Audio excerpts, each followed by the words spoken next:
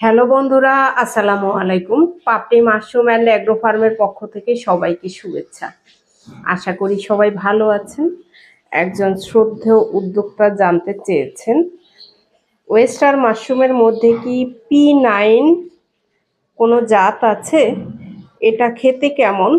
গরমকালে কেমন উৎপাদন হয়? আশা করি এই জাত সম্পর্কে ডিটেলস আপনি জানাবেন। দেখুন, ওয়েস্টার মাশরুমের মধ্যেই অনেকগুলো জাত আছে।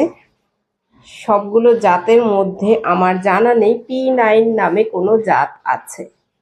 আর যেহেতু এই জাত সম্পর্কে তেমন কোনো প্রচলন নেই বা আমি শুনিনি, আমার জানা মতে পুরনো কোনো চাষিরা জানে কিনা আমার মনে হয় না।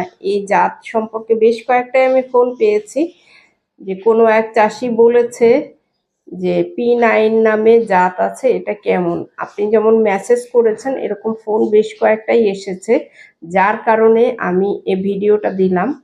কারণ আপনার মেসেজে আমি গুরুত্বই দেইনি যে এই জাত কোথা থেকে এলো।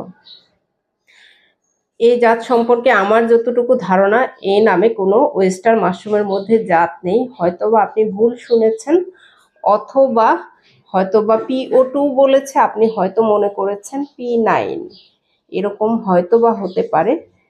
যেহেতু এই জাত সম্পর্কে কোনো আইডিয়া নেই, সেহেতু এটা খেতে কেমন হবে বা গরমে চাষ কেমন হবে সে প্রশ্নটা তো অবশ্যই আসে না।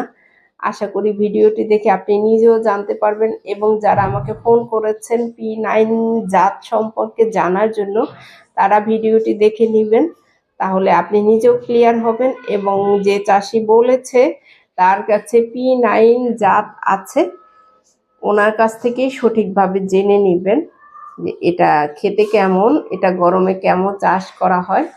আশা করি আপনি নিজেও ক্লিয়ার হতে পারবেন।